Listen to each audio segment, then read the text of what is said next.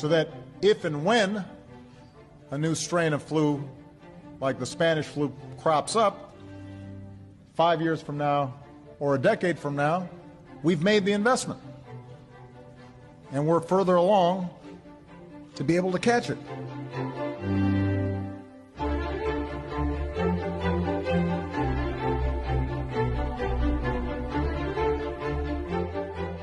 The funding we're asking for is needed to keep strengthening our capacity here at home so we can respond to any future Ebola cases. It's needed to help us partner with other countries to prevent and deal with future outbreaks and threats before they become epidemics. We were lucky with H1N1 that it did not prove to be more deadly.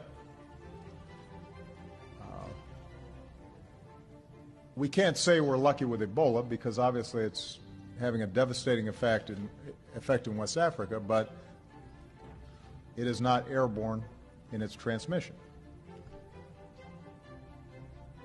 There may and likely will come a time in which we have both an airborne disease that is deadly. And in order for us to deal with that effectively, we have to put in place an infrastructure, not just here at home, but globally, that allows us to see it quickly, isolate it quickly, respond to it quickly, so that if and when a new strain of flu like the Spanish flu crops up 5 years from now or a decade from now, we've made the investment and we're further along to be able to catch it. It is a smart investment for us to make. It's not just insurance, it is knowing that down the road we're going to continue to have problems like this, particularly in a globalized world,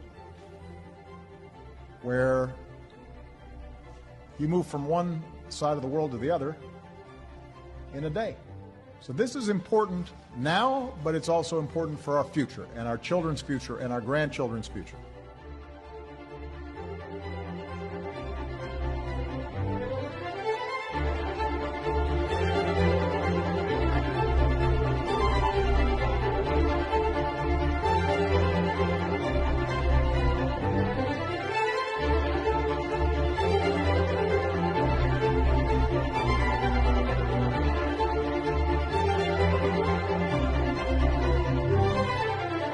I cannot think of a better example of an area where we should all agree than passing this emergency funding to fight Ebola and to set up some of the public health infrastructure that we need to deal with potential outbreaks in the future.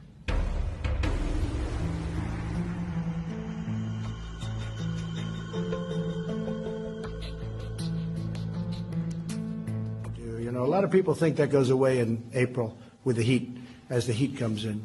Typically that will go away in April. At this moment, we think we have it very much in hand.